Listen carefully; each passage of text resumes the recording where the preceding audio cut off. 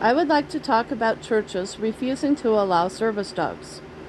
As many of you know, the ADA does not apply to churches. I understand the separation of church and state.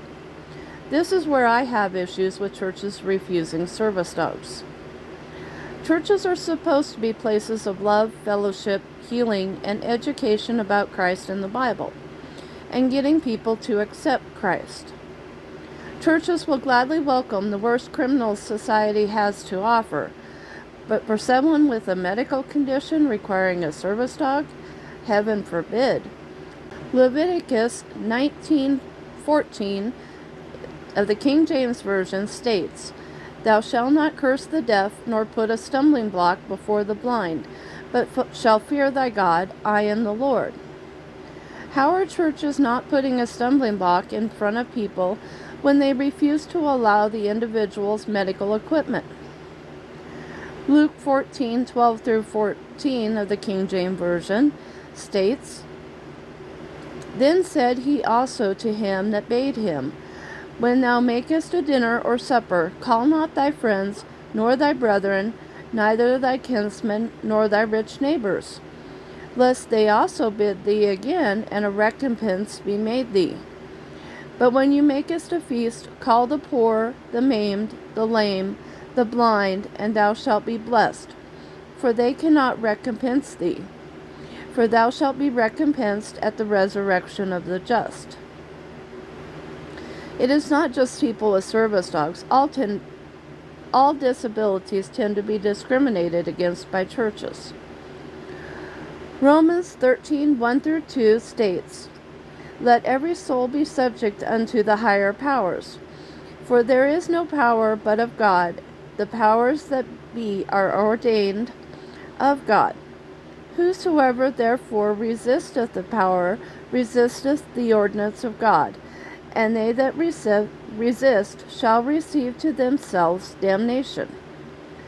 The law of the land is that people with disabilities are not to be discriminated against.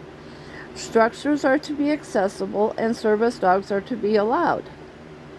Is this not extremely hypocritical that churches refuse to follow the teachings of the Bible? Some of the reasons they give for refusing are based on a complete lack of education. Some examples: dogs jump on people and knock them down. No dog, whether it is a pet or a service dog, should be jumping on people and knocking them down.